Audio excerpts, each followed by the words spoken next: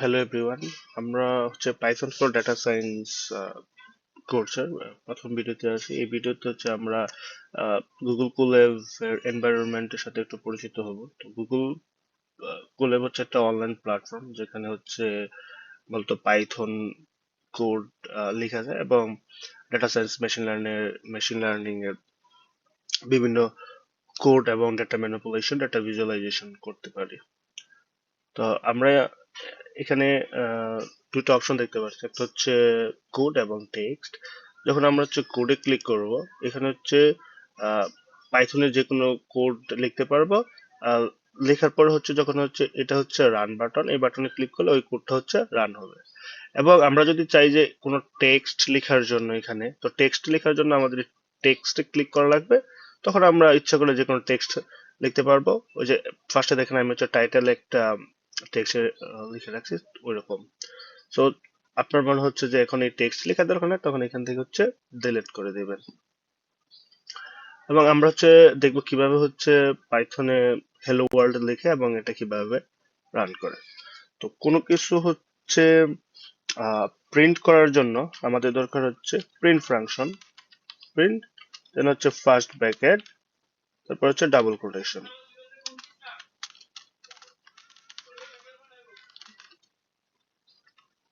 আমরা হচ্ছে hello world print করতেছি। ভেরি গুড, আমরা হচ্ছে হ্যালো ওয়ার্ল্ড প্রিন্ট হয়ে গেছে।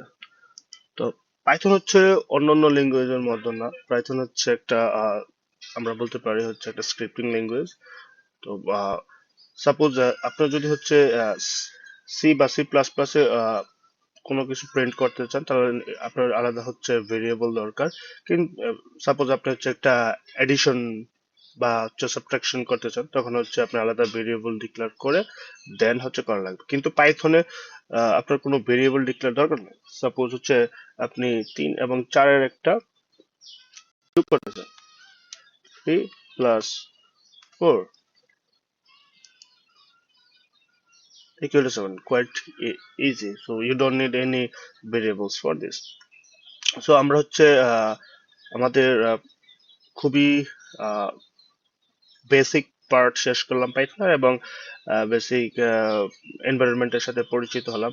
তো ভিডিও শেষ করার আগে আরেকটা কথা বলতেছি, আমরা কেন হচ্ছে গুগল কোল্যাব ইউজ করব। সো এটা হচ্ছে অনেকগুলো ফিচার আছে, তার মধ্যে হচ্ছে আপনি হচ্ছে কোলাবোরেট করতে পারবেন।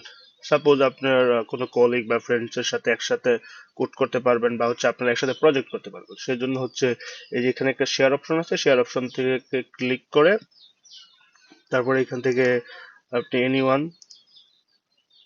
তারপর এই লিঙ্ক, and একটা লিঙ্ক হচ্ছে কপি হচ্ছে, ইচ্ছা করলে এখন আপনি যার সাথে হচ্ছে আপনার কোড বা আপনার কোনো ভিজুয়ালাইজেশন যদি থাকে এগুলো শেয়ার করতে চান, তো এই কোডটা দিলে ওই কোডে যদি হচ্ছে আপনার কলিগ বা ফ্রেন্ডস অ্যাড হয়, তো আপনার হচ্ছে একসাথে কোলাবোরেট করতে পারবেন।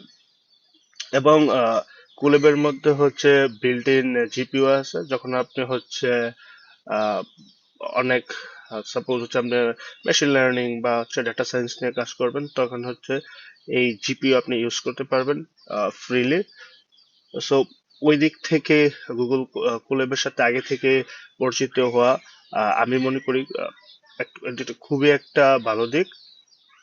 তো আজকে এ পর্যন্তই। আমরা হচ্ছে পরবর্তীতে ভিডিওতে পাইথন সম্পর্কে আরো জানবো।